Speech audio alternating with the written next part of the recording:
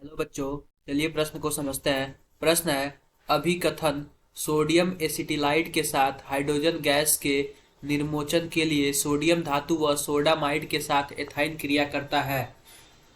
इसका कारण है कि एल्काइन उच्च स्तरीय संतृप्त होते हैं। तो बच्चों, आइए विकल्प के माध्यम से सही उत्तर का चयन करते हैं। तो विकल्प दिया हो कुछ ए और आर दोनों सत्य हैं।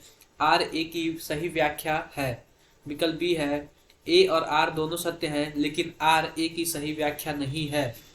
विकल्प सी है ए और आर ए सत्य है लेकिन आर असत्य है। विकल्प डी है ए असत्य है लेकिन आर सत्य है। विकल्प ई है ए और आर दोनों सत्य। तो बच्चों, आओ सबसे पहले हम प्रश्न की मुख्य अवधारणा को समझते हैं कि प्रश्न की मुख्य अवधारणा क्या लिखते हैं यहाँ पे।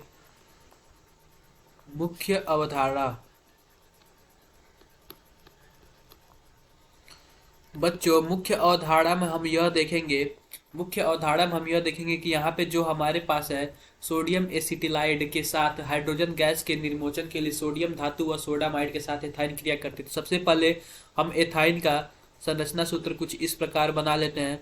यह हमारे पास एथाइन हो गया, लिख देते हैं यहाँ पे इथाइन। इसके साथ अभिक्रिया करता है सोडियम धातु। सोडियम धातु बच्चों अभिक्रिया करेगा तो कुछ इस प्रकार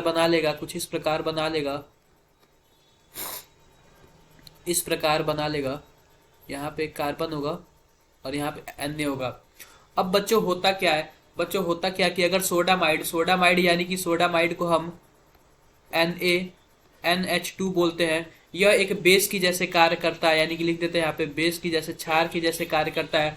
और यहाँ पे जो हाइड्रोजन होता है ना, वो अत्यधिक अम्लीय हाइड्रोजन होता है। तो कुछ इस प्रकार बन जाएगा NaC ट्रिपल बॉन्ड CNA, कुछ इस प्रकार बन जाएगा CNA, और यहाँ पे हाइड्रोजन गैस भी निर्मोचित हो जाएगा। तो इस प्रकार बच्चों जो यहाँ पे लिखा है इसका नाम है सोडियम एसिटिलाइड। हम लिखते हैं यहाँ पे सोडियम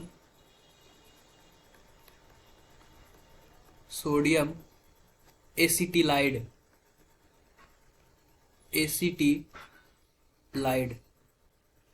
अब बच्चों होता क्या है, इसके साथ हाइड्रोजन गैस, यानी कि जो हमारा पहला कथन है वह तो बिल्कुल भी सही है। लेकिन बात करें दूसरे कथन की, तो दूसरा है एल्काइन उच्च स्तरीय संतृप्त होते हैं। तो एल्काइन कुछ इस प्रकार होता है। एल्काइन यानी एथाइन दिया हुआ यहाँ पे जो चित्र है यानी कि संरचना सूत्र है, यह एथाइन का है। लिखते हैं यहाँ पे एथाइन। तो बच्चों यहाँ पे जो एथाइन है वो असंतृप्त हाइड्रोकार्बन है। लिखते हैं यहाँ पे असंतृप्त हाइड्रोकार्बन है।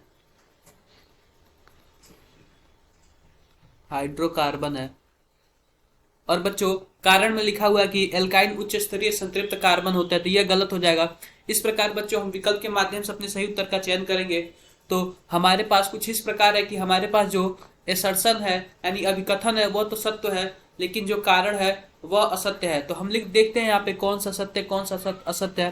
तो देखते हैं हमारे यहाँ पे जो सी है उसमें ए सत्य है लेकिन आर असत्य है। इस प्रकार बच्चों जो हमने सही उत्तर पाया मुख्य अवधारणा के हिसाब से, वो सी को पाया कि ए सत्य है और आर असत्य है।